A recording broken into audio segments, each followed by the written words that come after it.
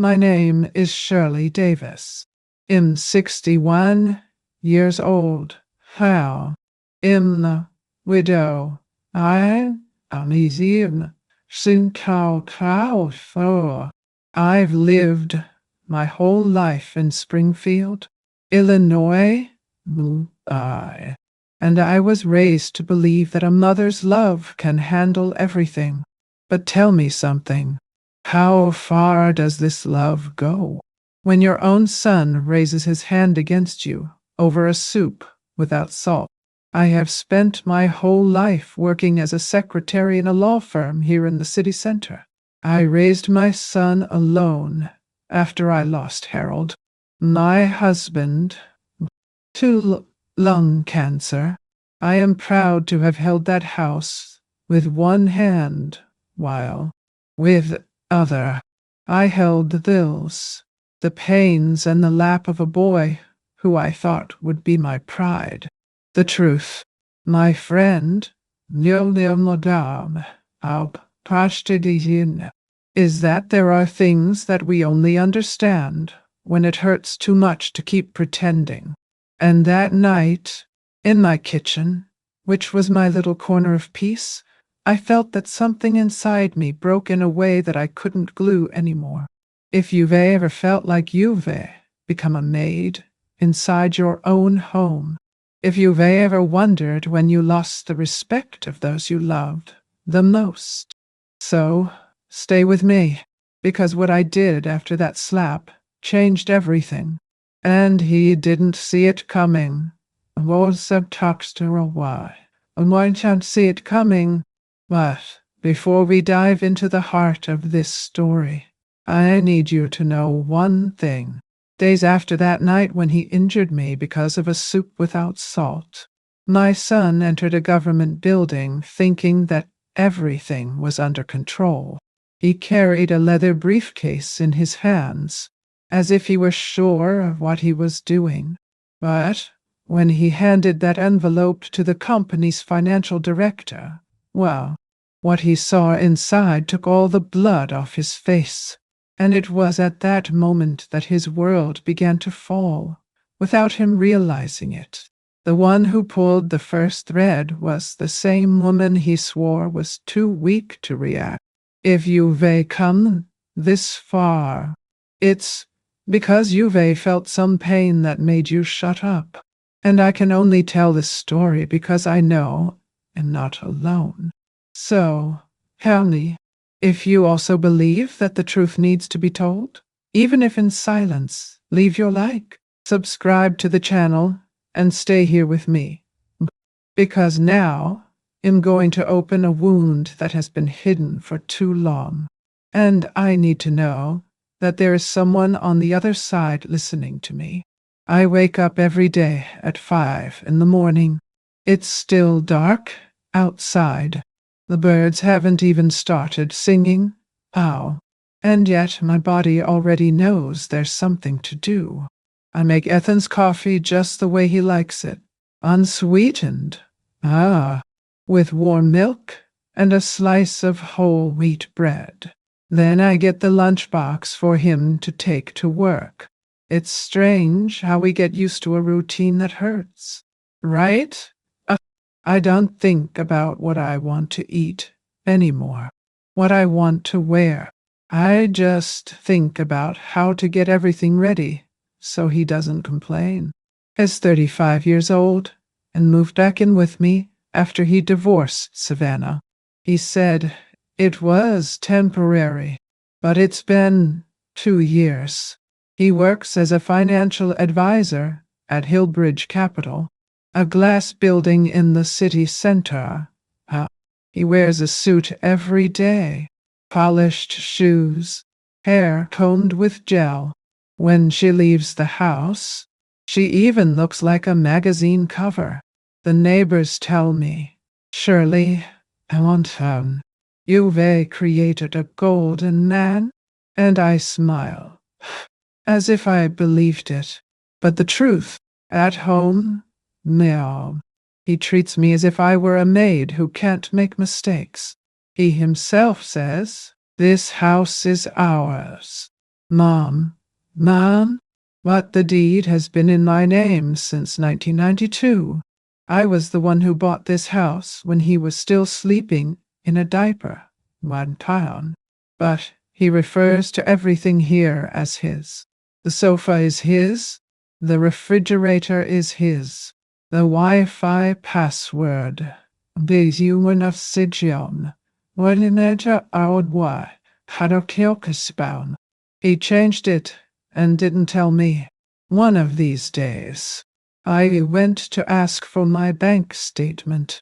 He said he decided to centralize everything on his account to make life easier.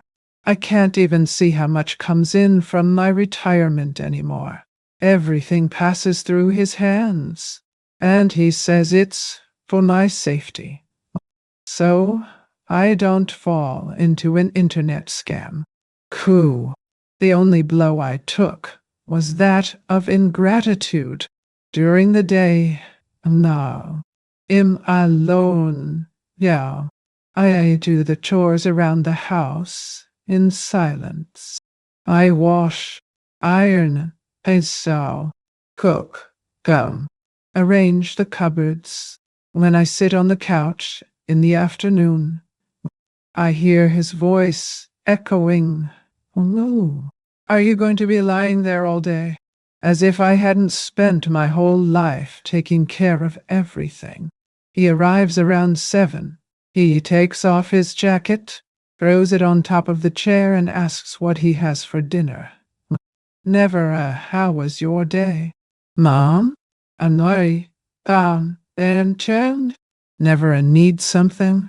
A "need to?" Doctor face. It's just demanding. It's like I owe him something, as if the fact of being alive was a burden. There was a night when the rice burned. He arrived and looked at the pot as if I had offended the family's honor. She said that I was getting sloppy and that I wasn't even good for cooking anymore. I kept quiet. The zero. Excellence. I went to the stove and started all over again. He had dinner, seshtel, had dinner colossaritel, and he didn't even thank him. Do you know what hurts me the most? It's not just the way, it's coldness. His silence weighs more than screaming. I've known Ethan since he was the size of my leg. I know when he's faking it. Wow. I know when he lies. And I know that behind that beautiful tie, there is a man who no longer sees his own mother as a person. Sometimes I find myself staring at the front door and thinking, what if I left? What if I left him with nothing? But then I remember that everything he has, I was the one who gave it. The food, not the roof, not the years of my youth. How? I was the one who swallowed my tears when his father died, who went to all the school meetings, who washed his uniform with stone soap when the machine broke. He forgot all that. And as absurd as it sounds, even after all, a part of me still believes that he will change, that he will apologize to me, that he will see me. But the other part, the one that bleeds quietly, knows that this may never happen. Sometimes I sit on the edge of the bed and look at the old photos. Me and him at the zoo. Him holding hands with me, smiling. And I wonder where I went wrong. Wrong. Did I love too much? Did I ruin it due to excessive care? If you've ever asked yourself this question, if she also feels that she gave everything, and, even so, was left aside. Comments below. He writes, I believe, or it touched me, my elbow, and I touched me, or I've lived it, big idea. We are scattered around in silence, and just need each other to remember that we are still people. But there's one thing that doesn't get out of my head. He says he's protecting me. Oh, and well, but he won't even let me see my own bank statements. He says he takes care of my money to avoid confusion. And now he walks to and fro with a black leather briefcase full of paperwork from the company where he works. And it was precisely this folder. No, that started to turn the tide. Do you believe that inside her there was a hidden secret with my name involved, and that it was this secret that made his blood disappear from his face in front of an important man inside a closed room? That's right. But this, you will understand in the next part. It was not overnight that everything became this weight. It started slowly, like someone pushing a piece of furniture millimeter by millimeter until it moved out of place. I didn't even realize I was being pushed out of my own life. First, it was the dishcloth. I stretched it out on the stove, as I always did. No. And he came after me, saying that I was being careless, that I could catch fire on the one, that I was forgotten. Then it was the bathroom towel. That crooked towel again? Don't you see anything else, Mom? And so it was. One detail per day. One criticism per gesture. The sound of the television. How? Then I just had to turn it up a little. And here he would say, "Wow, do you want the neighbors to listen? Or do you no longer hear anything and need it at full volume?" I was lowering my head, apologizing, thinking it was just his tiredness. I said to myself, "Wow, it's work stress. It will soon pass." But it didn't pass. He ran over me. His words were gaining weight. Old, inattentive, slow. I, who had always been quick with numbers, who organized office files better than anyone, was now called useless because I forgot an open bottle cap. There was a day when I left the stove on for 2 minutes, distracted, and he looked at me as if I were a walking danger. He said that perhaps it would be better for me to withdraw, that he could take on more responsibilities for the house, collect not broken dishes to be stored in the back of the closet. But even so, I kept quiet. I tried to understand. I tried to overlook. Because when it's your child, we still think it's a phase. But this phase has become routine. And this routine turned into fear. The fear of making a mistake in cutting the onion. To leave a plate with a stain. To ask the same thing twice. Even my money disappeared from my hand. One day I went to the bank, and the manager told me that my account was linked to a new transaction card in Ethan's name. When I confronted him with all the calm in the world, yes, he said that he had done it to protect me. You don't understand scams, Mom. The internet is full of traps. It's better that I just mess with it. And I was left without access. No password, no control. Embarrassed, because I started to feel really dumb. That's where the worst poison is. When you start to believe the lie that the other repeats. I stopped trusting my head. I started to write everything down in a notebook hidden in the drawer of the cabinet. days of the week, medication schedule, now, retirement amounts. Why? To try not to give him a reason. Why? I was living as if I were a big child, living inside the house that I paid for myself. The difference is that a child has someone to protect him, and I had no one. But there was one day, among many, that lit an alert. I was washing the dishes and heard him talking on the phone with someone at work. He said that he was living with his mother. Oh, yes, but that she was already losing her lucidity. My heart froze. I stopped with my hand inside the sink and stood there, motionless.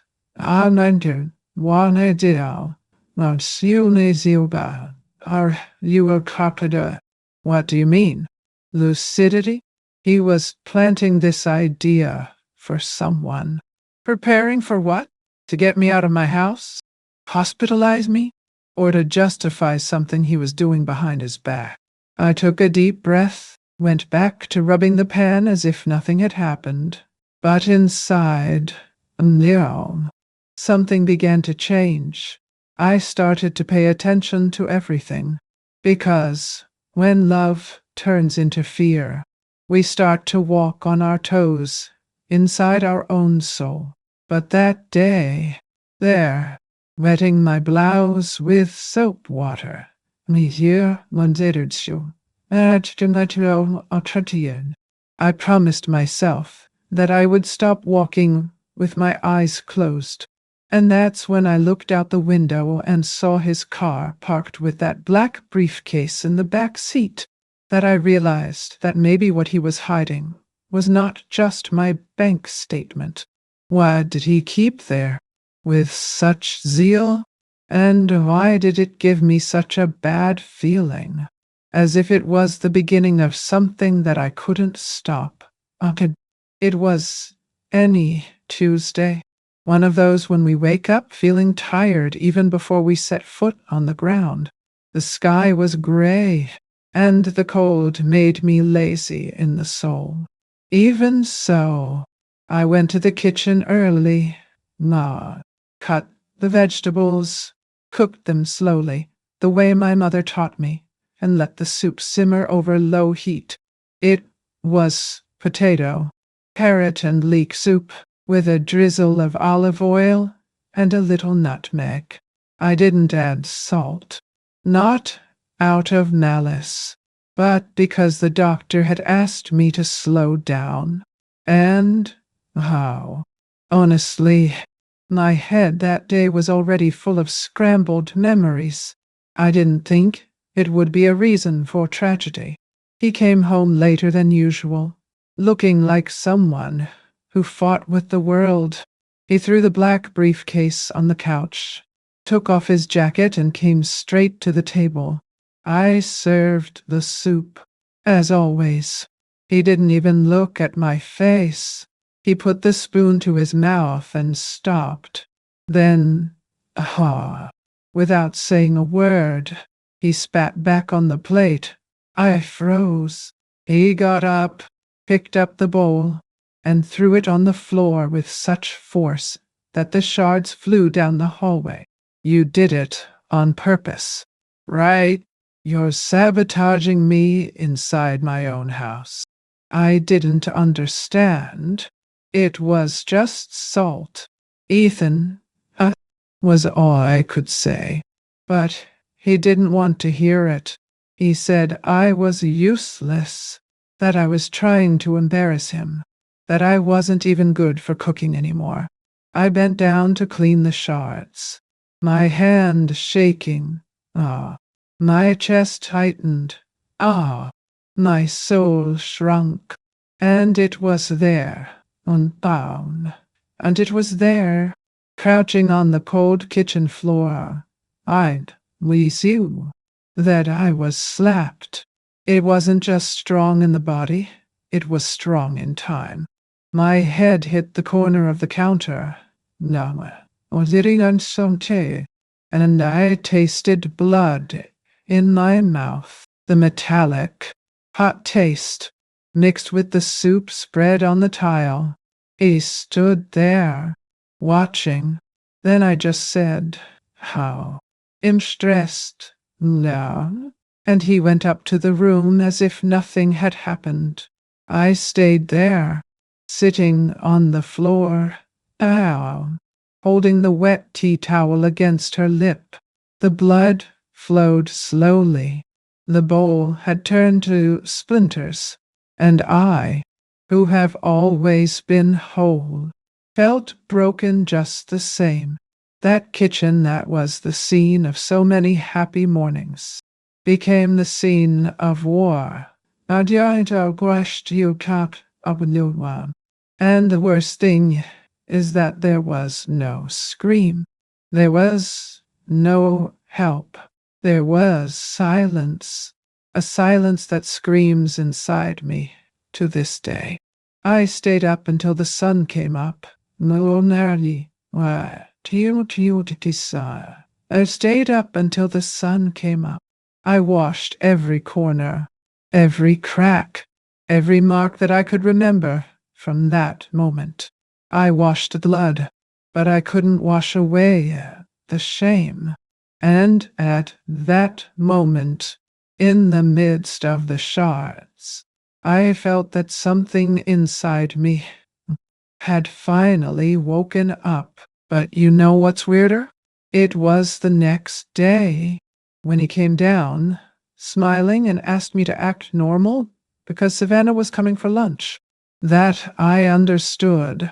He thought I was going to remain silent. And there, with my face covered in makeup and my heart covered in scars, I began to plan my most dangerous silence, because he had no idea what I had inside me, and much less of what I was about to discover inside that damn black folder. The next day, wow, I woke up with a swollen mouth and a purple spot on my chin. The mirror gave me back an image that even I didn't recognize. I took the expensive foundation that he himself brought from his trip to hide the marks of age, he said at the time, and tried to cover what I could. But there is no cosmetic in the world that disguises what we feel inside, right? The soul does not accept makeup. Before I even finished getting ready, he appeared in the kitchen with a washed face, as if nothing had happened. "Savannah is coming to lunch today. Try to smile." "Why now?" Mom, you look like the Walking Dead with that face." The phrase hit like another slap. He wanted me to smile. Tom, did you not say that? He wanted me to hide it, that I pretended it didn't hurt, that it didn't burn, that it wasn't real. I made the rice, the roast beef, the walnut salad that Savannah loves. I set the table with the good dishes, the ones I kept for years for special occasions. And there I was, the special occasion, a bruised old woman being adorned like a cracked vase to look useful in front of others. When she arrived, she feigned sympathy. He gave me a kiss on the cheek, one of those who don't really touch, and asked if I needed help. "Main oust, and now."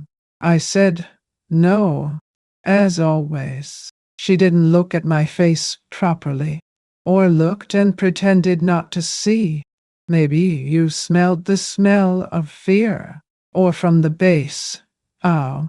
Ethan sat at the table with the pose of an ideal husband. And there, between one bite and another, he whispered things to me. "Oh, serve more wine. Don't stand still. Why do you look like that?" All with a half smile, as if I were an employee, as if I were invisible. When I poured the coffee, when I it down, my hands trembled, not from tiredness, but from swallowed anger. Savannah commented that Ethan seemed more stressed lately. He replied, "Nice, dear, don't Sam. It's hard to keep everything on your own, even more so with the mother becoming more and more dependent." I almost dropped the tray. Dependent? Me. Who still mops on the floor kneeling? Me. Who pays for that house with my retirement benefit? But I kept silent. No, because I realized that no one there was going to defend me. No one was going to ask me if I was okay. No one was going to notice that my soul was bleeding again. I poured coffee on down, washed the dishes, collected the dirty napkins, and heard their laughter in the living room. And I thought, "No, Coxswain, calm down. How long will this theater last? Because at some point the stage falls. And when it falls, it's shrapnel everywhere. I'm here, opening my heart, telling my story. If you're listening, leave a like on this video and subscribe to the channel. I still have a lot of things in store to tell you. And maybe, so, what I tell you in the next part will remind you of someone you know. Because that afternoon, while I was collecting the glasses from the living room, I heard something Ethan said on the phone. And that's when everything started to change. That night, after they left, and the silence spread through the house again, I sat alone in the armchair in the living room and stared at the bare walls. There was already a photo.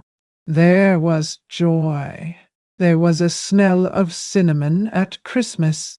Now there is only emptiness. And as much as it hurts, I need to remember the beginning to understand how I got to this point. I bought this house in 1992, after 15 years working in the office of Dr. Rowan and Lee.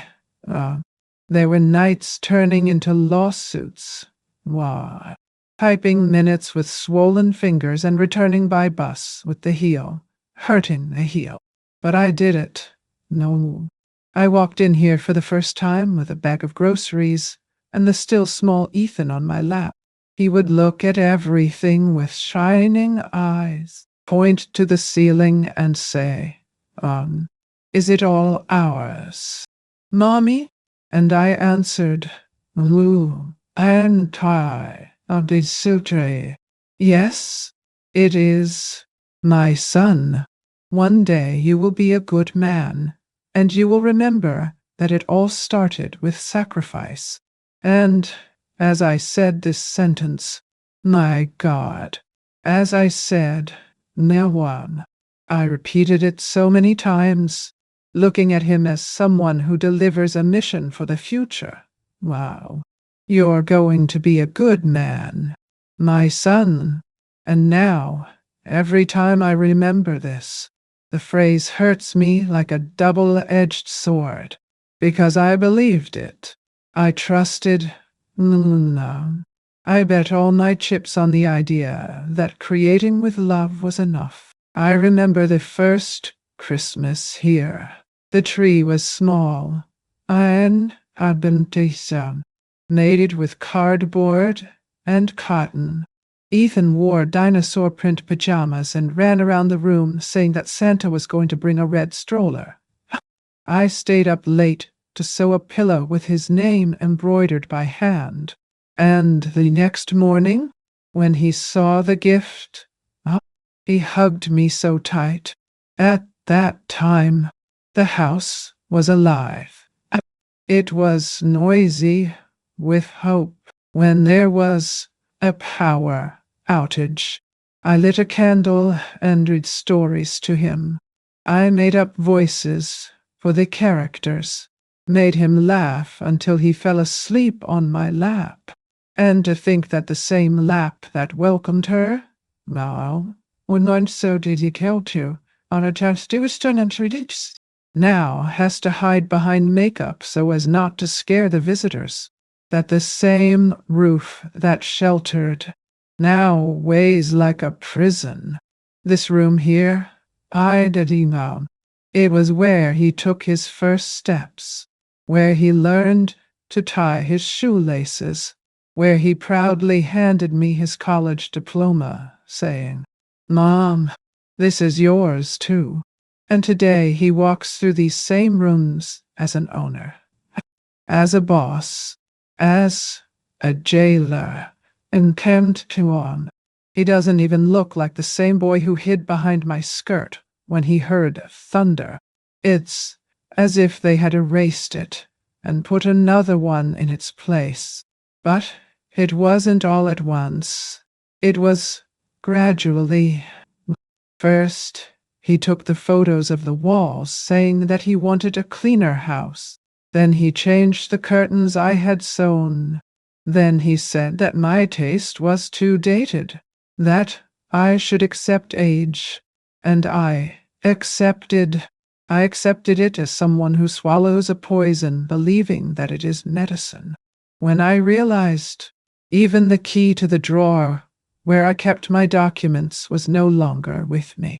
He said he would keep it in a safer place. What security is this, where we can no longer open even our own drawer? I wonder if other women like me have also gone through this. By this inversion of love,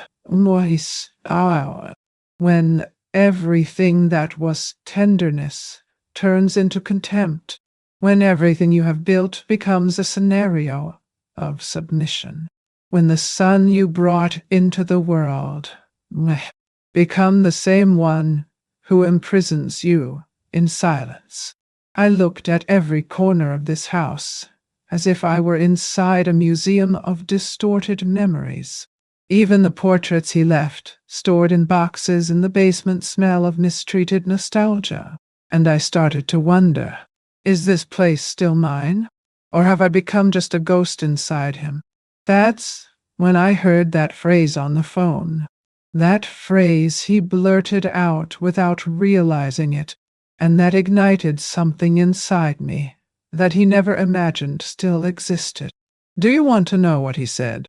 Because there, at that time, I knew that the truth had begun to flow through the cracks, and I was about to follow her. 2 days after that lunch with Savannah, he showed up in the kitchen with a piece of paper in his hand and threw it on the table as if dropping a burden. It was a list. Saturday there will be a lunch here. A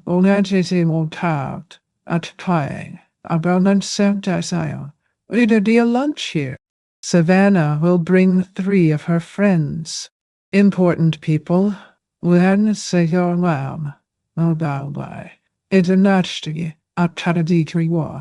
So, do your best. See if you don't make a mistake again. I looked at the leaf. Garlic, shrimp, and oil. No stewed. Caesar salad. Chilean white wine. And berry cheesecake. All very beautiful on paper. Nice, but expensive to make. Then he put 3 $20 bills on top of the list. $60 to make a miracle. Now, you can do all that. If you're not stupid, that's what he said. I'm sure he didn't even look at my face. He didn't even ask if I was okay. If I needed help. If my knees could handle another whole Saturday on my feet. He just wanted the show, and that I would be the luxury maid of another staging of the perfect life. The next day, I went to the supermarket early. The cart was moving slowly. almost as tired as I was. With each shelf, I did the math in my head. He took the shrimp, returned it. I took the bottle of wine, read the price, sighed. In the, in the end, I was trying to adapt everything without making it too different. I bought a cheaper cream to pretend it was Caesar, swapped the shrimp for tilapia, and got a national wine disguised in the same bottle as the Chilean one. The checkout line was huge. My feet ached, and my head throbbed with worry.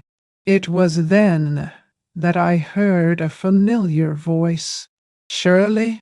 It was Clarice, my neighbor on the back street. Widow, too, about 10 years younger than me, but with the same look of someone who has been through things that are not talked about. She approached, smiling, looked at my face too closely, and that's when I knew, even with makeup, even with fluorescent light, she had seen it.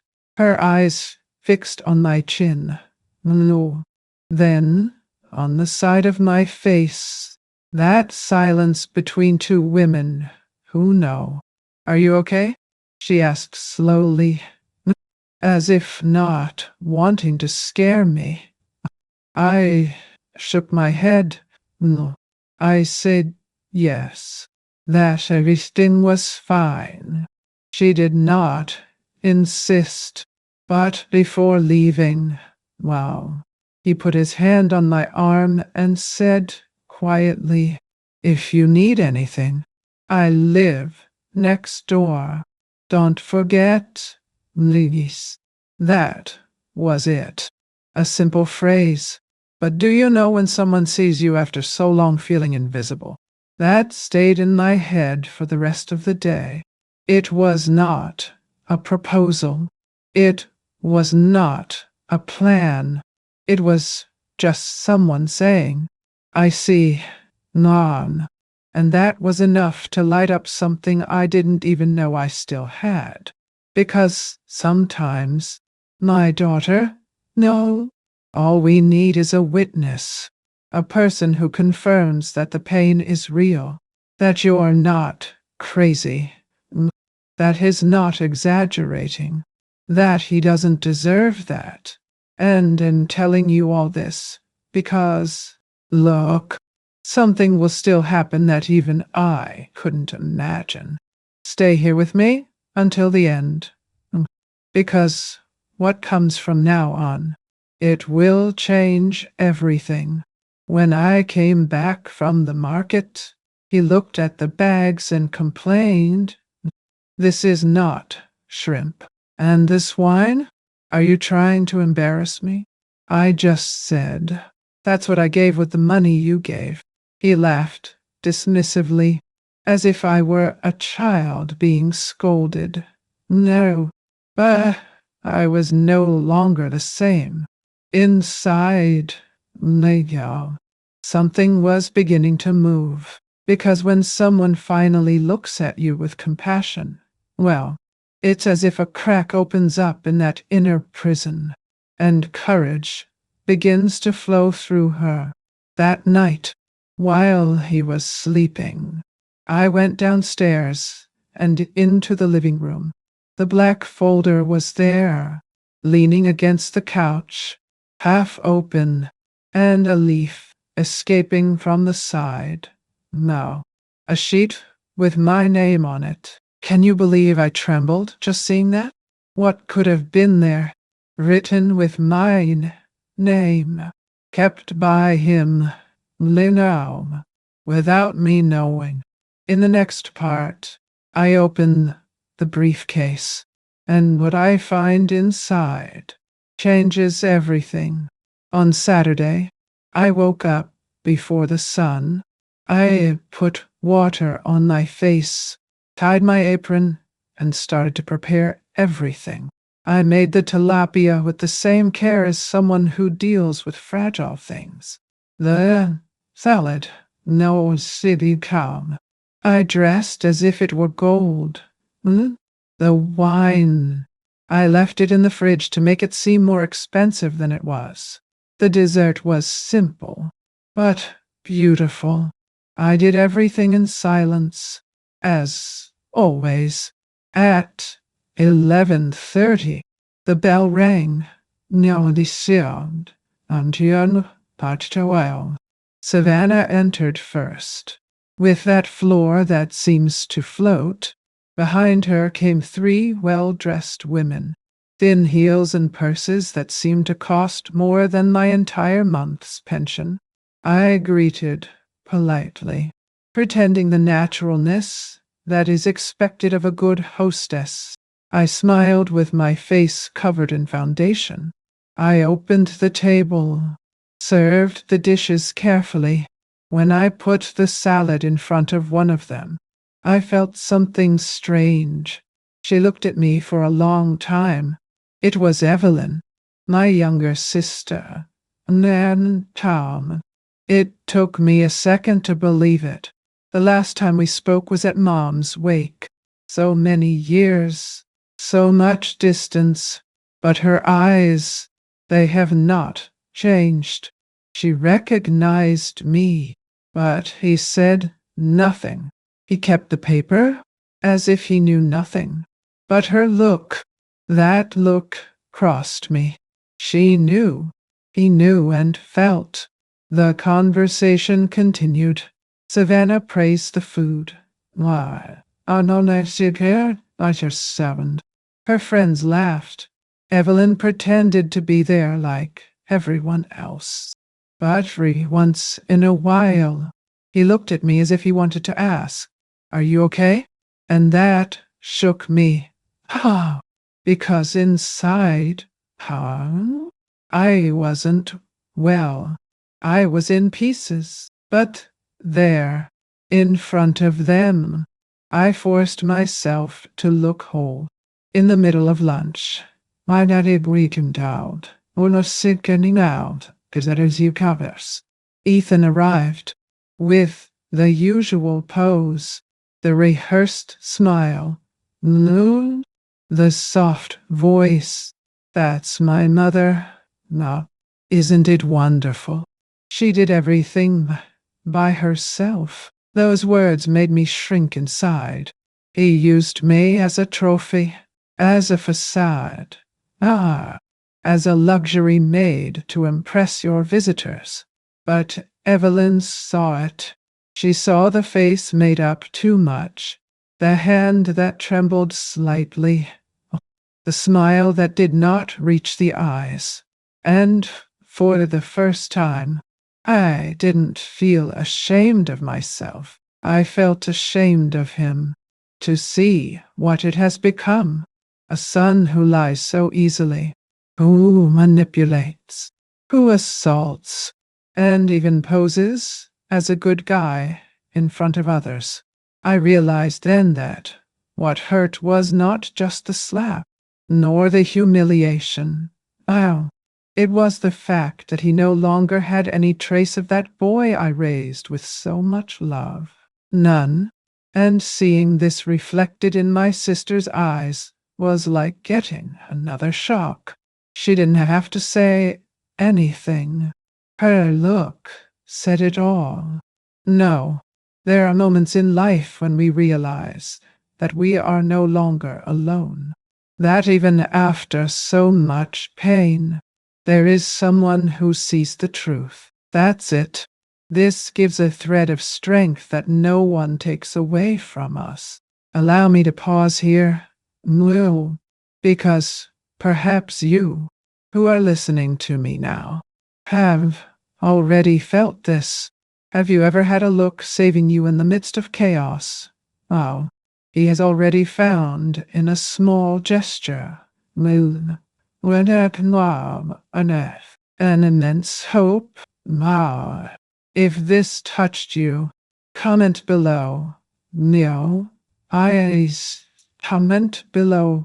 I understand. Or I know how it is. Or just it's true. Because, look, This is not just a story. It is an outburst that carries the weight of many voices that were silenced by love. The lunch ended without scandal. The women said goodbye, and Evelyn hugged me gently, a hug that lasted a second longer than usual, as if to say, "How no see aber so mein so im here no so how." Ethan didn't even notice. He was too busy getting compliments. And that night, when I went to put the dishes away, I noticed that the black paste was back in the living room. Only this time, it was ajar. Natural Christian, understood one, as if she wanted to be read. And I read it. And what was inside? It wasn't just paper. It was a confession. Do you believe that the name that was highlighted in the documents was mine? So wait, and now, because what I discovered there, it was just the beginning. The next morning, I was making coffee when the phone rang. It was early. It must have been about 8:30. I answered thinking it was another charge or advertisement. I was already used to this type of call. But on the other end of the line, a firm, polite voice introduced himself as Jacob Turner of Hillbridge Capital's finance department. My heart jumped. He asked if I had a few minutes to talk about movements in an account linked to my name. The first thing I thought was, linked account? Because the last time I had access to my own account, Ethan had changed everything. He said it was to protect me. And what too? That the internet was dangerous for someone my age. That now he would take care of everything. Jacob continued, now. Are you aware of any regular transfers made over the past 8 months to an overseas account in the name of E.D. Holdings? I was speechless. My blood ran cold. I didn't even know what E.D. Holdings was, he explained. How? Cautiously, down. How might to that some documents were being checked, and that my name appeared as the legal responsible for a series of electronic authorizations. Electronic authorization? I asked. Well, no. Digital signature. Okay. MS. Davis. It comes from the same IP line, registered with that home address. I had to sit down. No. It was as if the walls had moved away from me. He said that the legal department had not yet been called. What he notes, but that, by protocol, he would need a formal statement from me in the coming days. He offered me help, said goodbye with respect. I hung up the phone with a shaking hand. Embezzling money from the company, in my name, with my address. He used my trust to turn me into an accomplice.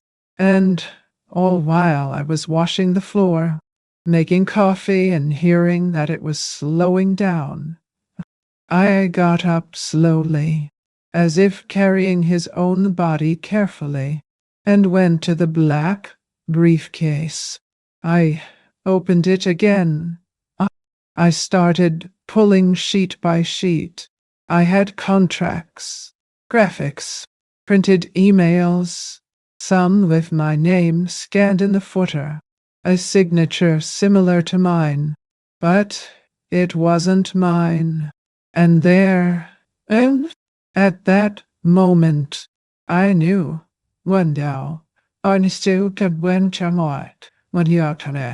It wasn't just humiliation. It was a crime. No, I just watched it one. It was abuse. It was betrayal at the deepest level. And it wasn't even an hour later that the doorbell rang. I opened the door and saw Evelyn, but she was not alone.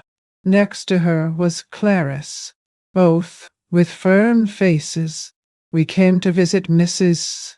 Davis, Evelyn said, as if it were a church visit. Ethan came up the stairs, surprised, but kept the theater. He smiled. Oh, offered coffee. When Silvena, Atomashida, Asagadiresto, asked if they wanted to sit down, but inside, I saw that it froze. Clarice, with that calmness of someone who has seen too much in her life, discreetly turned on her cell phone and left it recording on the table. Evelyn began to ask simple questions. Shirley, do you remember when you bought that house? Shirley, and Jackal Dom, Tanya Sega, Aldebornantad, Aplizekakar. What was Ethan like in childhood? I answered as I could, carefully, down, but letting between the lines speak more than words. Ethan tensed. At one point, he said that I needed to rest, that I was confusing things. Evelyn looked at him sideways. Clarice just smiled and asked if she could use the bathroom. It was all part of something I didn't quite understand yet. But I felt there was a network forming around me, one that could maybe get me out of there. After they left, the mood changed. Ethan locked the door tighter. She came up to me with a cold look and said, "Now, don't try to play smart. You're getting confused. And if I want, I can get a medical evaluation that admits you in 2 days. I know people." He said it like that, with that naturalness, as if it were the most common thing in the world to hospitalize one's own mother to protect one's own ass. And there, the old sick sound, there, I understood that it was no longer just a matter of pain. It was one of survival. I was alone that night, sitting on the edge of the bed, looking at the picture frame of the child, Ethan, that same boy who called me my treasure, the same one that hid in my lap when I watched a horror movie. Now it was the man who threatened me in a dress shirt, holding a mug with the company's initials printed in gold. And inside me, the dilemma, the size of a lifetime, to protect the child, or protect myself. And you, what would you do? Because in the next part, it was my choice that changed the course of everything. In the early hours of that same night, I got up without making a sound. The kitchen clock read 3:42 a.m. The house slept, or at least pretended to sleep. Ethan was locked in his room, as he always did when he wanted to pretend that everything was normal. The television turned on mute, the door ajar in the living room, and the briefcase. There, the same folder, the folder that carried my name without my permission. I had already read everything I needed. I already knew what he had done. What? And more than that, I already knew what I needed to do. I sat down on the edge of the table and began to sort out the documents that were still with me. House certificate, my social security card, old statements he forgot to destroy. I took my old Bible, the one I read when Ethan was a child and was afraid of thunder.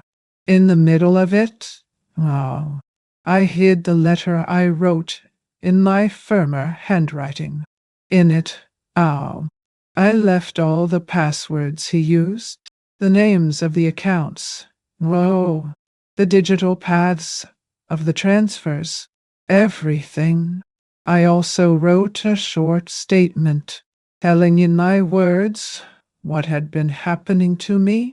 No drama, only the raw truth. Then I went to the room and took the green backpack that I hadn't worn since the last time I traveled. I kept only the essentials, medicines, wow, a change of clothes, the Bible with the papers, my original document that was still hidden in the lining of my sewing drawer. Oh, I deleted the search history from his computer. I took the internet off the cable and disconnected the Wi-Fi, not out of malice, but because that morning I couldn't run the risk that he would see what I had started to build. The silence of that hour was different. It was no longer the silence of fear. It was the silence of choice. At 6 a.m. sharp, I heard the noise of Clarice's car parking in front of her house. She said she would come, and it did, with the hazard lights on and a coffee on the passenger seat console. I looked back only once. The sun had not yet risen, but the sky was beginning to lighten slightly. I left the front door leaning against it. I didn't lock it. Those who live locked inside no longer need a key. I got into the car without saying a word. Clarice looked at me tenderly, as if knowing that words sometimes get in the way, and it was only when she put her hand on mine and squeezed it slowly that I felt the first tear come down. It was not sadness. It was a relief. The house was left behind, but I moved on. For the first time in 3 years, I left home not to go shopping or to get medicine. I left to seek justice, to seek peace. If this piece of my life can become a mirror or a hug for someone, will it help me to carry it forward? Like and subscribe here to the channel. It makes more difference than you think, because the story is not over yet. In fact, she's just getting started. And can you believe that? In the back seat of Clarice's car, did you have a folder very similar to Ethan's, but with content that even he could not predict? Do you want to know what was inside? So wait, because the next part, it will show you that sometimes justice starts with a small step, but an immense truth. Clarice took me straight to her sister's house in Chatham, a quieter neighborhood half an hour from Springfield. There, I took a shower, ate slowly, and slept in a bed that was not mine, but that hugged me as if it were. The next day, I know that, very early, she introduced me to Dr. Rebecca Mendez, a lawyer who looked younger than my son, but with a firmness in her eyes that gave me the courage just to shake her hand. We sat at the living room table with a cup of chamomile tea between us, and she began, "Shirley, do you have proof of what he did? Not only from violence, but also from the misuse of your account?" I replied that there was. I told them about the folder, the papers, the recordings that Clarice had made. No, The extracts I printed before leaving were now called already illustrated. The letter I wrote, Rebecca wrote everything down without interrupting. Then he explained to me about the Illinois state law, which protects the elderly in situations of domestic abuse, including when the abuse is financial or psychological. The good news, Mrs. L. Shirley, is that the law is on your side. But you will have to be patient, silent, no sound. You need to organize everything very carefully and act before he knows it. He gave me a list of what I needed to look for. Screenshots of messages, recordings with threats, proof of bank transactions, and any document where he had forged my signature. Well, Evelyn helped me with access to his computer. Clarice helped me organize everything on an encrypted pen drive that the lawyer provided. Each file was like a piece of truth that had been suppressed for so long. I also found an old document dated 2019 in which Ethan's name was listed as a co-owner of the house. One detail, my signature, there was not mine. It was similar, the US audible card, but those who know their own handwriting know. I pointed this out to Rebecca, and she smiled slightly. Perfect. This is forgery. This is forgery. We will include it in the dossier. She filed a request for a precautionary measure of removal and explained to me that until the decision was published, nothing could be said. Everything had to remain in absolute secrecy. Ethan still had no idea that his castle was starting to crumble at the base. Meanwhile, I stayed at Clarice's sister's house, taking care of my body and heart. I wrote down in a notebook all the memories I could gather. I remembered every sentence he said to diminish me, every gesture that made me feel invisible.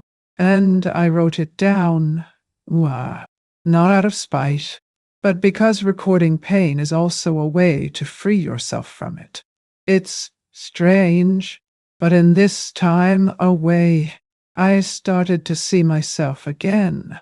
And that, for someone who has been erased for so long, is more valuable than any money. And I'll tell you something now. With my heart in my mouth. What comes next is the moment that made me tremble the most inside, because that's where the truth will come out of the paper and face the face of those who pretended they would never be caught. Stay with me, because when he entered that government building with the briefcase in his hand, thinking he was in charge of the world, he had no idea what he was going to find inside. At the end of that week, Rebecca called me and asked me to come to her office. Her voice was calm, hey, but it had a different tone. I understood immediately that something important had been discovered. Clarice took me, as always, and Evelyn met us there. Now Sigwald talked circumgamad. You missed it talked to you. When I arrived, Rebecca already had her computer screen on, several documents open. Graphs, tables. He offered me a chair, adjusted his glasses, and said, Mrs. Shirley,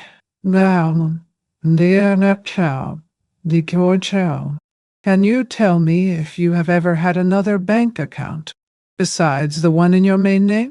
I nodded. Never. Only the one he has managed since he moved to my house. She nodded slowly. Turned the monitor toward me and showed a detailed extract. Well, this one is also in your name, but you don't move, right? Oh, no, no. Read? I slowly read the bank's header. Oh, and my name printed there. Complete. As if it were my own sign. At first, I didn't understand. I didn't.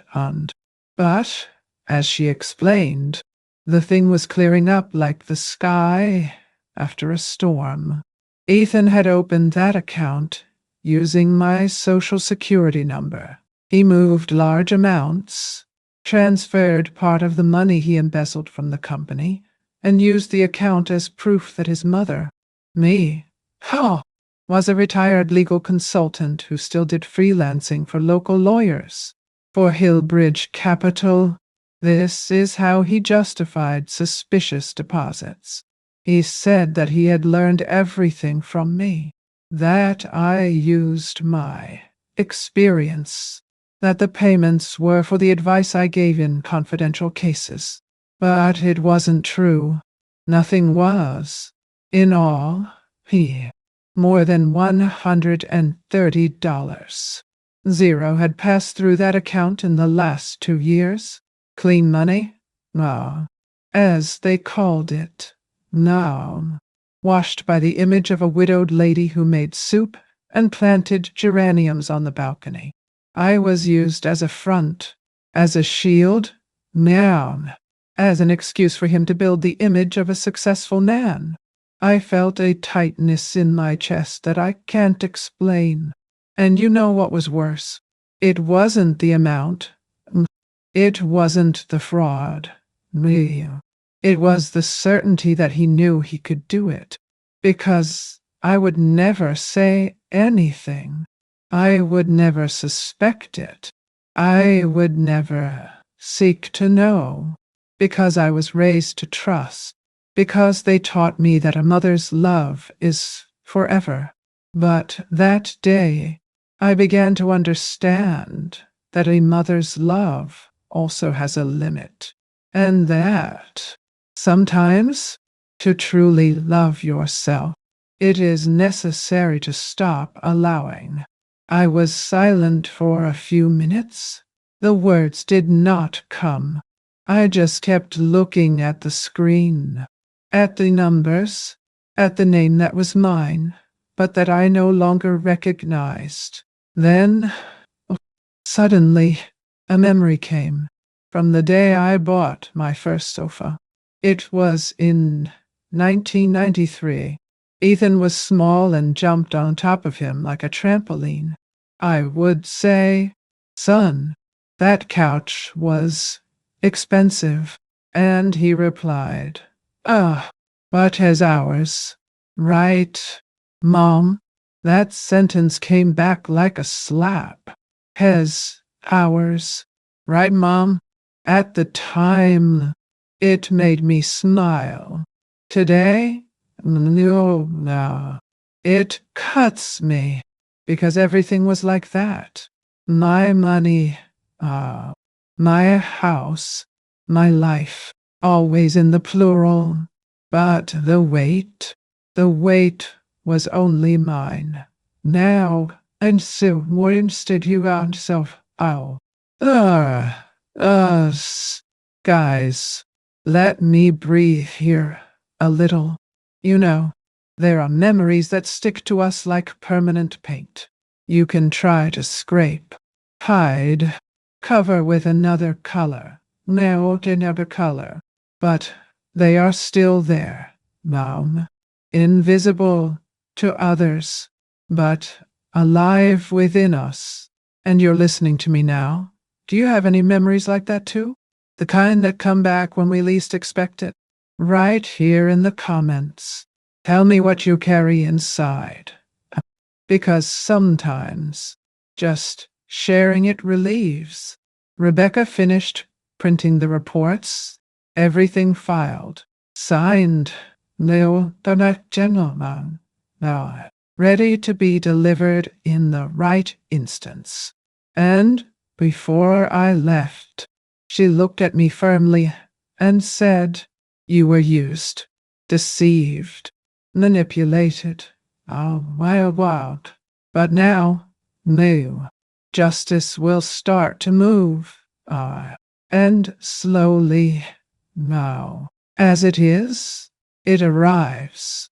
On the way back, inside Clarice's car, I kept looking out the window, the trees passing by, the houses with flags on the porch, children riding bicycles, and I wondered, does he imagine what's coming? Because, you see, the world may even turn a blind eye, but the law, land in Kodan, assistarihunda, until in the realm, when it wants, sees every comma, and in the next part, it is precisely a forgotten comma that will make his castle begin to crumble. Are you ready to see how the truth presents itself? Because it comes, and it comes big. I returned home on a cloudy Friday, with my beige coat buttoned up to my neck and my breath held in my chest. Rebecca said it was risky, but I needed to look for Ethan's birth certificate, some retirement papers, and most importantly, an old notebook where I had been writing down details of my financial life since 1998. It was my way of not forgetting the dates. Clarice left me 2 blocks from the house. I entered through the back with the key that I never returned. Everything was exactly the same. The pan is still on the stove, the blanket on the sofa, the same dust in the corners. It was as if time had stopped there, waiting for me to return. But it wasn't nostalgia that I felt. It was another kind of pain, the one that comes when we realize that a place is no longer home. I went straight to the top cabinet, picked up the documents with trembling hands, and sat down for a minute in the kitchen chair, just to breathe. That's when I heard the front door slam. My knees froze. He had returned, before the time, new stadium, risai, and after you could have talked a sound of something lonely. I heard the heavy footsteps coming down the hallway. He stopped at the entrance to the kitchen, saw my backpack open on the table, and frowned. "Mom, what are you doing here alone?" He tried to sound calm. They, almost sweet, but the poison dripped from behind the words. I got up slowly, closed my backpack, and without taking my eyes off his, said, "When I came to get what is mine." He laughed. He laughed as if he were belittling. "You can't come in here without warning. This is our home." I was silent for a second, then took a deep breath. This house has been in my name since 1992. The deed is still in the bottom drawer, along with the letters you sent me from camp when I was 8.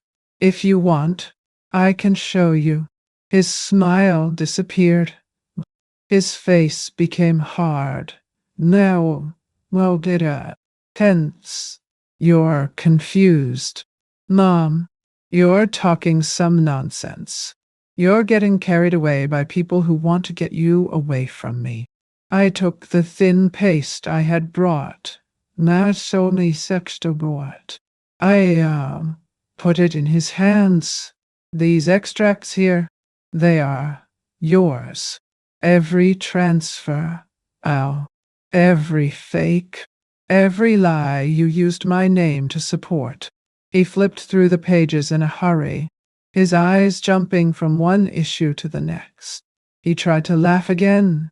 "This is nonsense. None of this is illegal. You authorized it." And that's when I blurted out, in a firm voice that I didn't even know I had, "You turned me into a criminal to hide your own rot."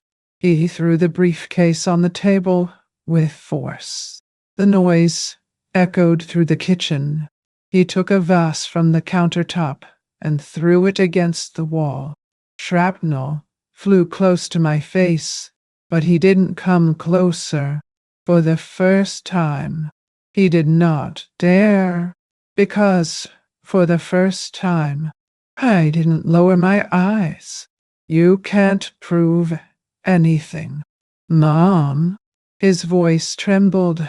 "No, you're delirious. You'll end up being hospitalized. You know, Faye." I straightened my spine. "The police will know. I'm no longer your employee. How? Nor is your excuse."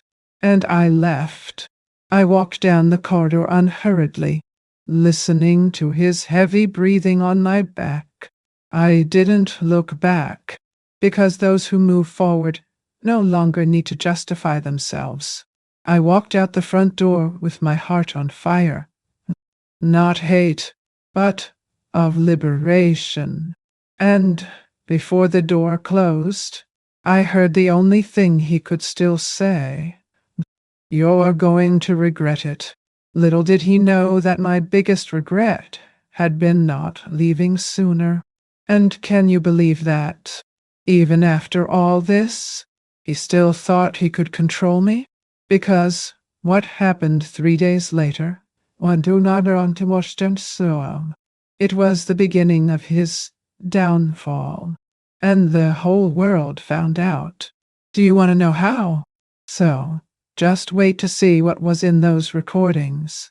2 days after that last meeting in the kitchen, when I left the house without looking back, I woke up with Clarice's phone vibrating non-stop on top of the dresser. She entered the room slowly, her eyes wide, mound, and said, "Shirley, I think it started." At the same time, I looked out the window. Outside, the sky was clear, that pale autumn blue, and the wind swayed the dry leaves in the yard. It was an ordinary morning. But inside that house, I knew something had changed.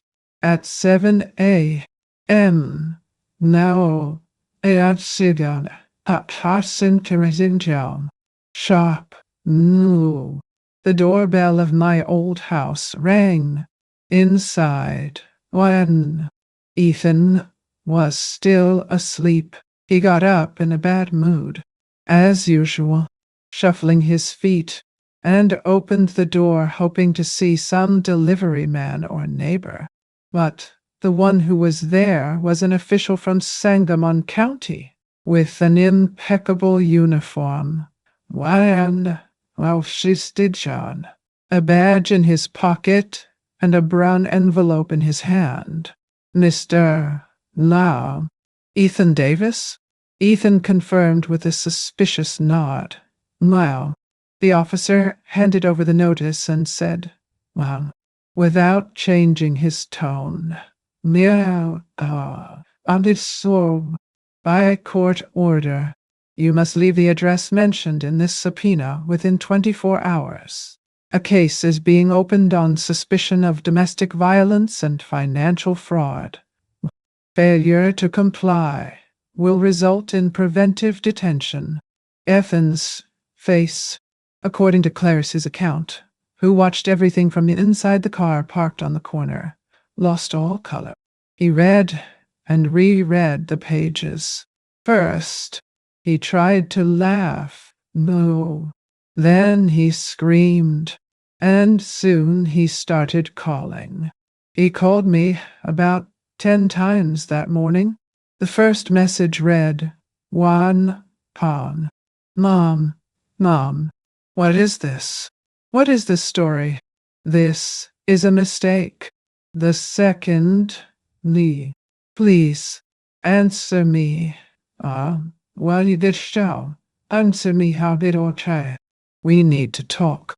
The third was already different. You don't know what you're doing. It's being manipulated. After that came the audios. His voice oscillated between crying and anger. You're going to destroy my life, my career, my name, everything I've built. But it was exactly that. He built everything on top of me, of my image, of my silence, of my kindness. And now they were gone. For the first time, he felt the ground missing. I didn't answer, and it was the first time that silence was my ally, not as cowardice, but as an answer, a silence with the weight of truth. Savannah also received the documents. Police turned over a copy of the investigation to Hillbridge Capital, and another was addressed directly to her address in Rochester. According to Evelyn, who knew one of the women at the company, Savannah was in shock. She didn't know anything, or pretend not to know. That I don't know. But that morning, the mask fell for everyone. Ethan had nowhere to run. His name, which had always been proudly said by the neighbors, was now in the mouths like a whisper. People speak down when the shame is too great. The house, the one he said was ours, was temporarily sealed. An optional card was temporarily sealed. Active research. Authorized warrant. Clarice brought me a cup of tea and said, "You have no idea how strong it is to keep your composure when everything around you is falling apart." And I just replied, "I've waited my whole life to feel clean again, and that day has come." But do you believe there was still more? Because in the midst of that chaos, a forgotten envelope in his office revealed something even more serious. Something like me, nor Rebecca. We hope to find it. Do you want to know what it was? So get ready, because the next part changes everything. On that rainy Monday, while I slowly passed the towel over the freshly washed dishes at Clarice's house, his world collapsed in front of a financial director with eyes trained for lies. Ethan arrived at Hillbridge Capital already late. A rumpled shirt, deep, dark circles. The security guards at the entrance noticed the difference. He who was always haughty, talking loudly on his cell phone,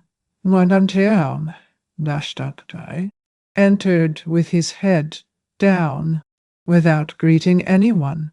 According to what I was told later, he tried to go straight to his office, but was immediately called to the boards.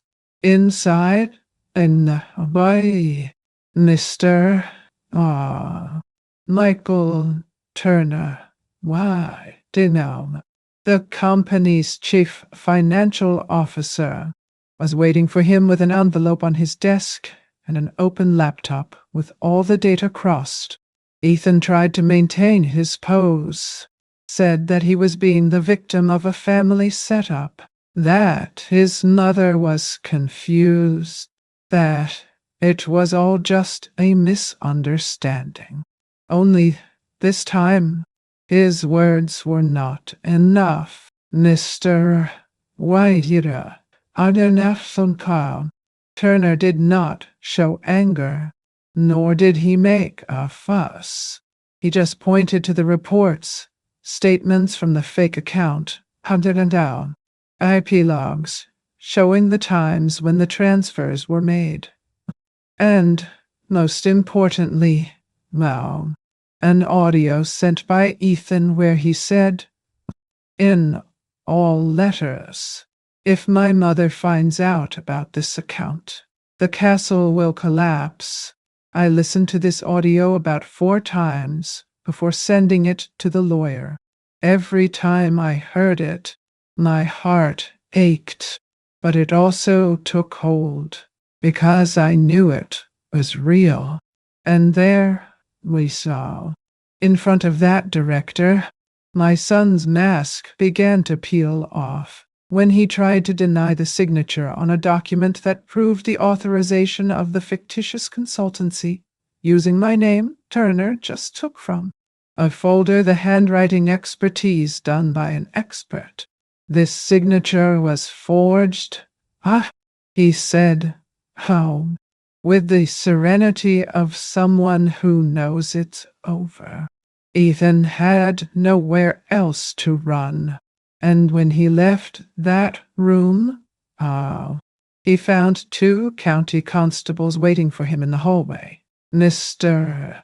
Ethan Davis, you are being arrested for corporate fraud and continuing financial crime? He tried to argue, raise his voice, threatened to sue the company, but he was handcuffed right there, in the middle of his colleagues, the interns, the receptionist, the successful man everyone praised. Now, it was just another pale face being taken away by justice. The news came to me a few hours later. What sound did you? A detection of stones. Rebecca called me and, on the other end of the line, said, Shirley, custody. The prosecution denied the request for immediate bail, alleging risk of flight and obstruction of evidence. I sat slowly in the chair in the living room and closed my eyes. I didn't cry. He doesn't even smile. I just breathed. A type of breathing that I hadn't felt in years. As if, finally, the air entered without asking permission. Clarice hugged me. Evelyn was silent, her hand on my shoulder. 3 women, each with their own scars, living together the weight of a truth that was hidden for a long time. In the late afternoon, Savannah appeared. She came alone, without makeup, her face swollen. How? He asked to talk to me. We sat on the porch. She looked into my eyes with embarrassment. I didn't know. This is, Shirley. Nay, come. I swear. I thought he took care of you. I always did. There was no anger in my answer, only sadness. I thought so too. My daughter, she said that if she could go back in time, she would have paid more attention. He said he began to notice small signs, but preferred not to get involved. Cried. He apologized to me, and he left taking more than he entered, taking the blame of those who, even without doing it, allowed it. And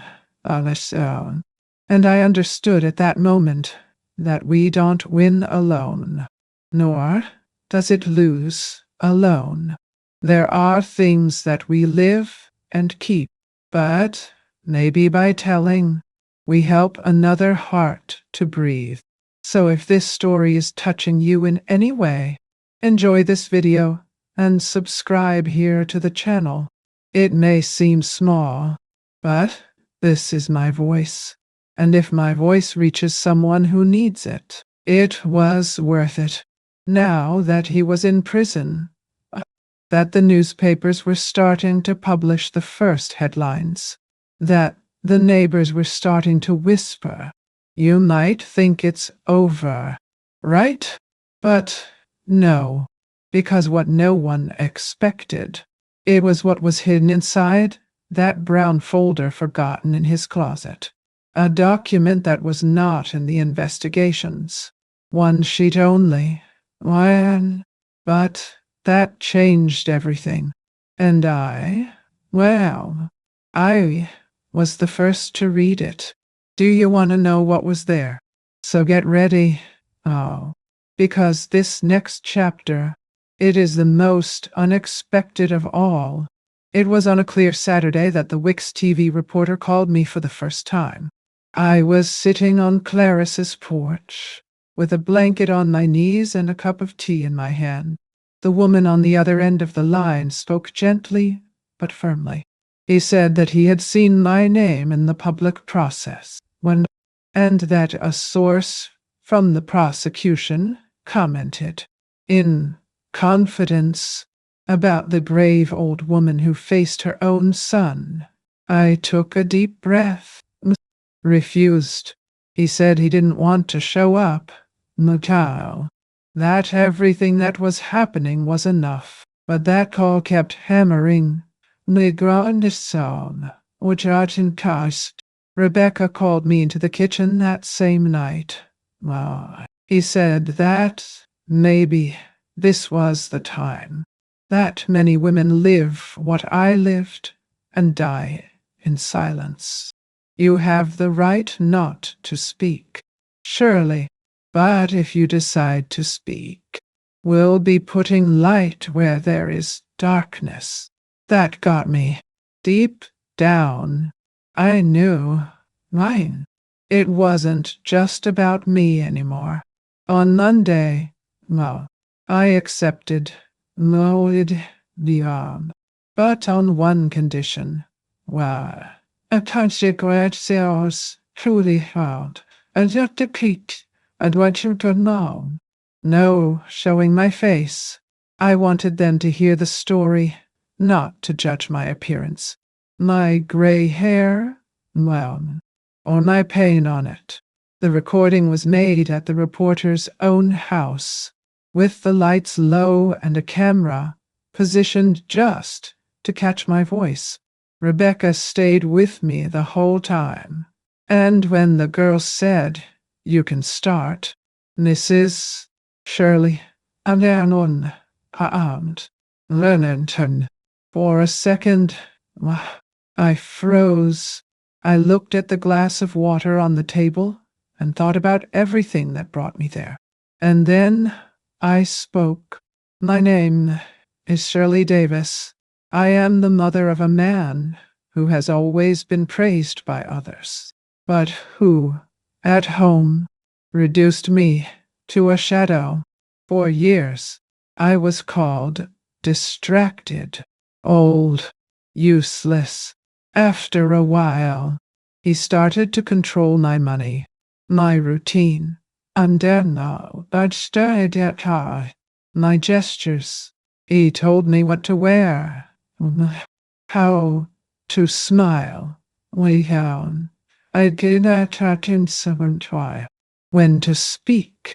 One day, he hit me because the soup was out of salt, and I cleaned my own blood on the kitchen floor while he slept in the next room. The reporter dropped her pen. Rebecca held my hand, but I continued, in a low, firm voice. Married top to now the bashed are so quiet. A son can wear the mask of success to hide hell inside the house, and those who see it from the outside. You can't imagine. The interview aired that same night, and what happened next? It was something I could never have predicted. The video went viral. People from several states commented, nodded. Women wrote, saying, "Ha, it's my mother's story. It's my story. My grandmother lived through that." And flowers began to arrive. Letters, handmade cards. A lady from Missouri sent a scarf that she knitted herself. A young woman from Atlanta wrote, "You gave me the courage to leave, and I, unterdan, nur sekapte sich why." I cried, but no longer of sadness. It was a cry that washed, that liberated. Wow. It was as if, after so long, I was no longer alone. There, in that room warmed by Clarice's friendship and Evelyn's strength, well, I understood something that you may also need to hear. Our pain is not too small to be said. And there are times that, when we speak, other voices rise up along with ours. And you know, if you've come this far with me, know that there's still one last bend on this road. Because what happened in court, it was the most unexpected outcome I could imagine. Do you believe that he still tried to reverse the game? That's that. Get ready, because what's coming now, I'll say. No one saw it coming. The courtroom was full that morning. I had never been to a place like this before. That cold silence, the lights too white, the dry sound of the wooden hammer. Rebecca walked beside me. And I remembered every step that brought me there. In the front seat, I saw Savannah near. He looked ahead with his face downcast, without makeup, his hands trembling. And when Ethan entered, handcuffed, for a moment I almost didn't recognize him. The suit that had once given her the appearance of power now looked like an ill-fitting fantasy. He tried to hold on to what was left of pride. But his gaze could no longer hold anything. The prosecution began by presenting the extracts. Signatures, Natanud, Adios. The judge listened expressionlessly, while Ethan's lawyers tried to argue momentary insanity, psychological pressure, financial crisis, everything.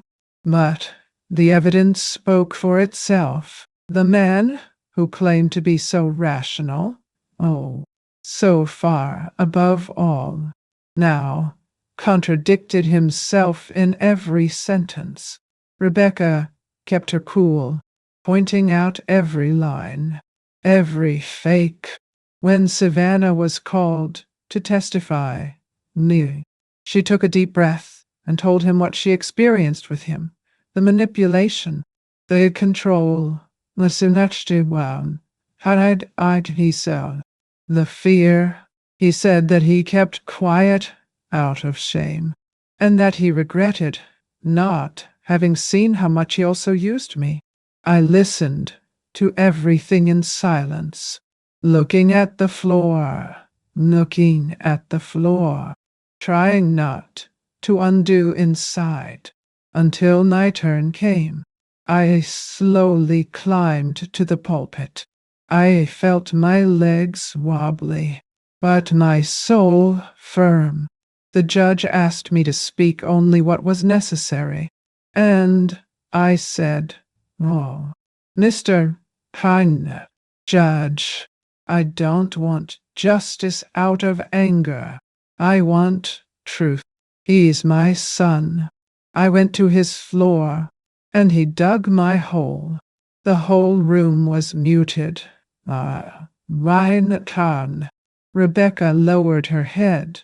Ethan tried to get up, shouted that I was lying, that I was being manipulated. But the judge hit the gavel and silenced him. Enough. The court has heard enough. Nay, and so. It took another 40 minutes of reading the sentence. I barely heard half of it.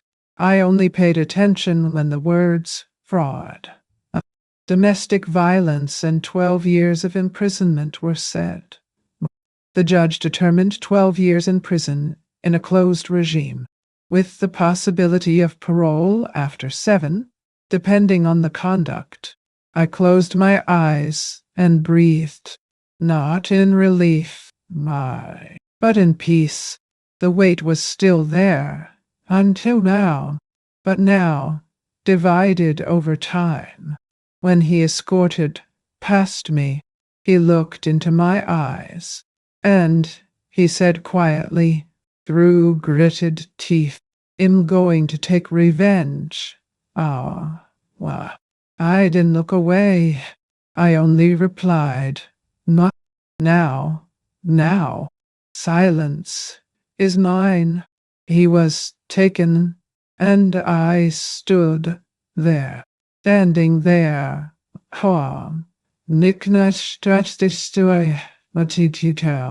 My heart beating slowly, feeling that this moment was not the end.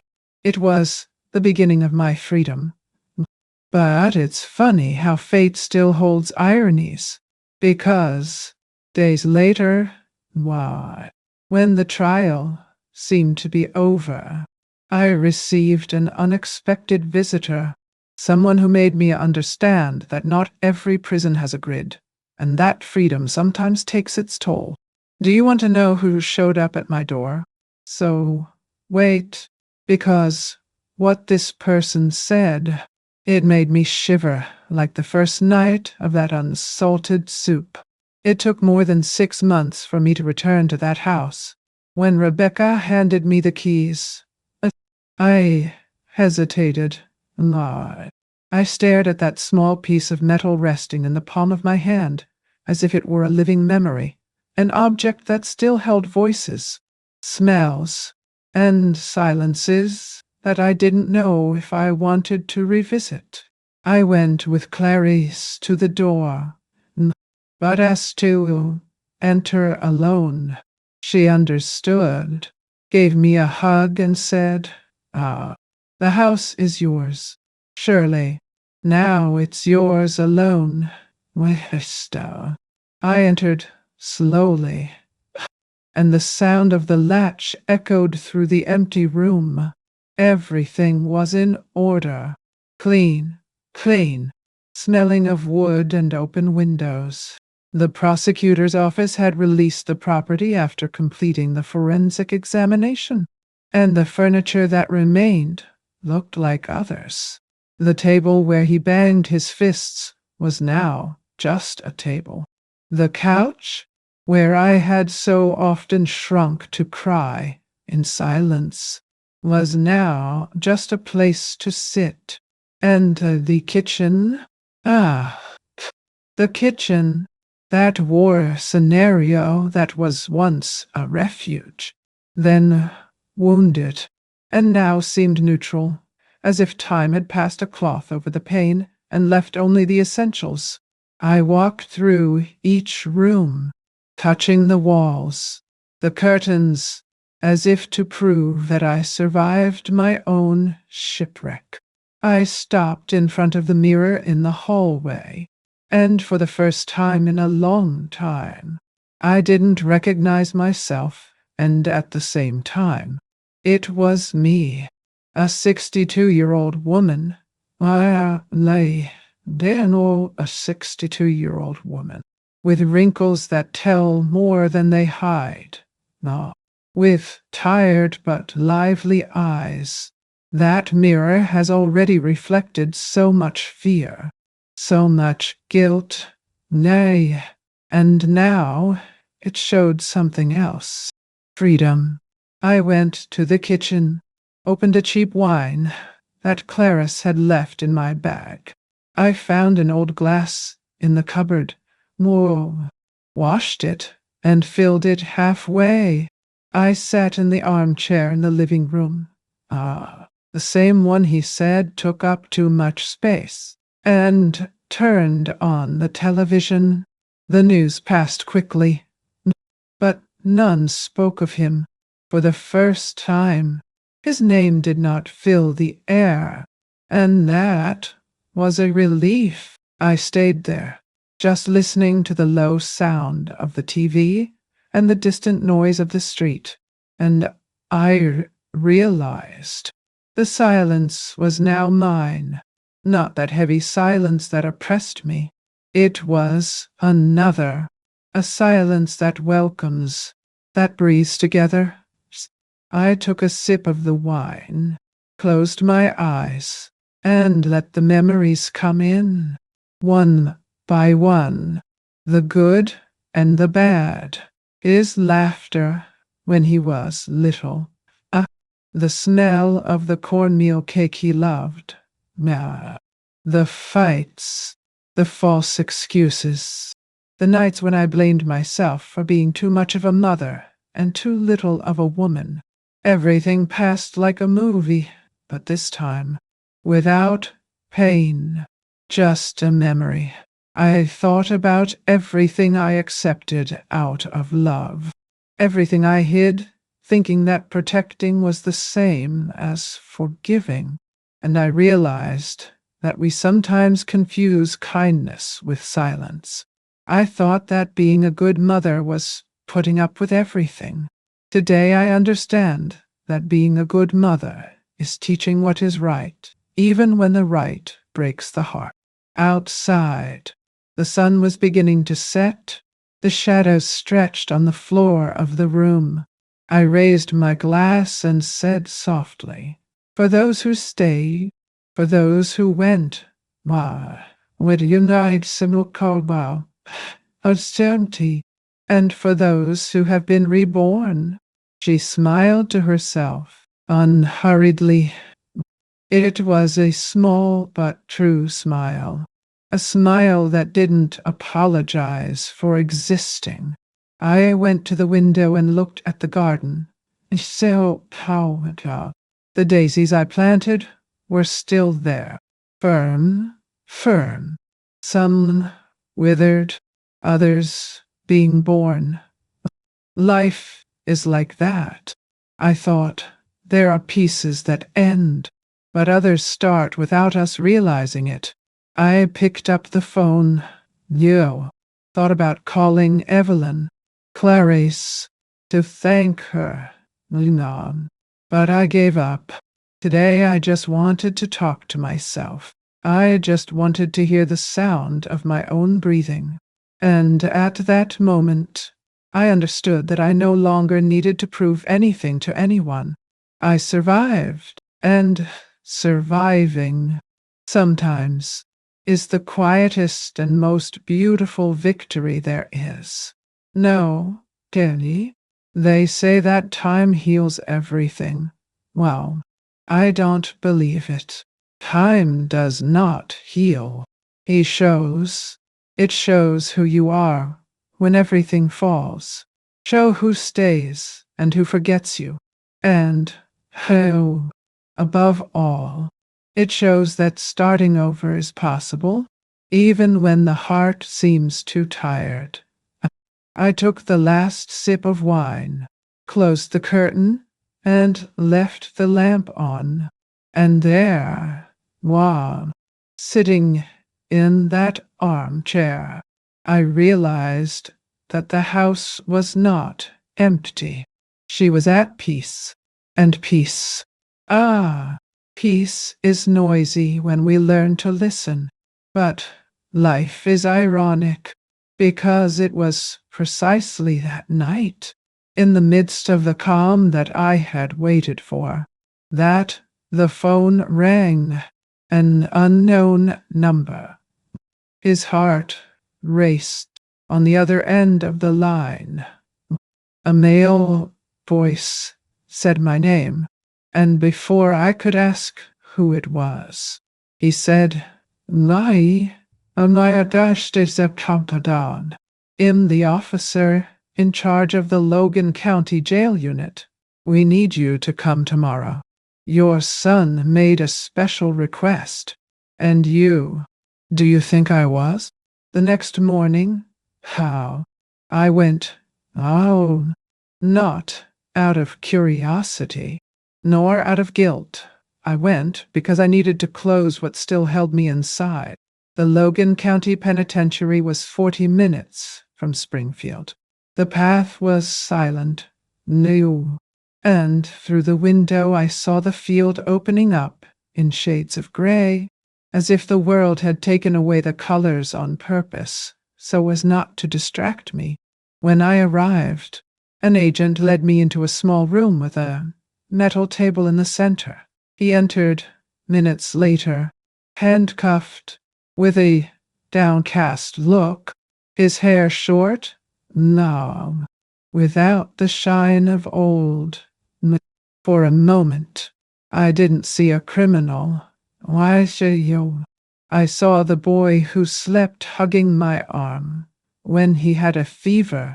We were silent until he said, "I don't want your forgiveness. I just wanted you to know that I remember." Well, and I said, "Wow, I remember, too. Ethan, I learned to remember without hurting myself." He lowered his head, and in that gesture, I'm enjoyed to you. I realized that the greatest prison was not made of iron. It was of conscience. I got up slowly, and, before leaving, Naus left on the table a small photo of us. When he was still really smiling, he only said, "Whoa, take care of time, because it is the only one that does not come back."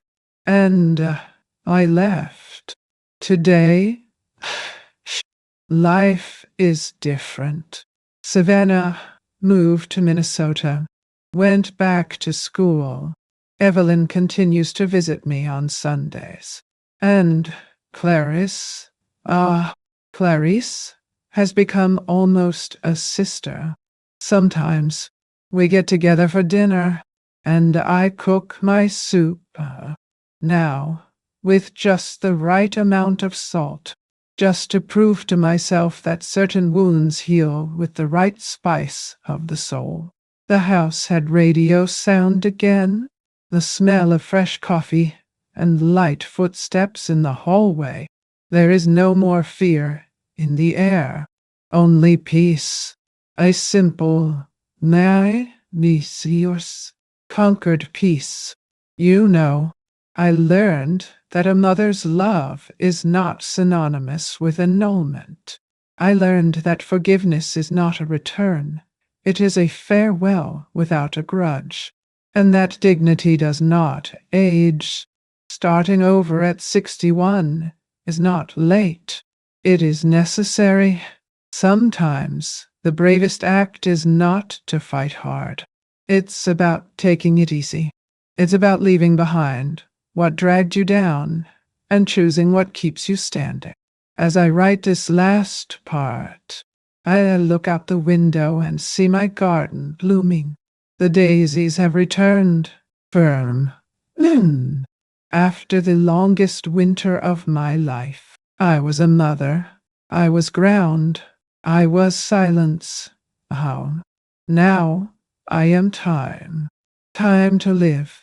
To breathe. To be. And if my story reaches someone who still lives hidden behind the kitchen door, may it serve as a whisper of hope.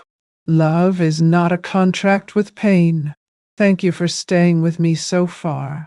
Really, you can't imagine how much your company makes a difference. Leave a like, which is like a hug that warms me up and helps this channel to continue telling stories like mine.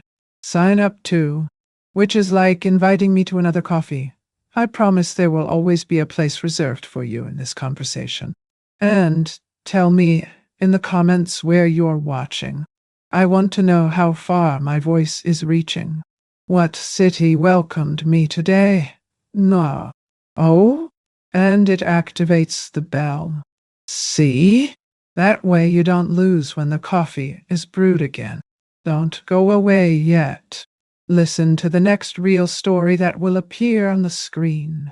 Always remember, when you cue, each wrinkle tells a story, and each story carries a strength. Watch the next video here on the channel with another incredible story. I was good. I was forgotten. But now I am free.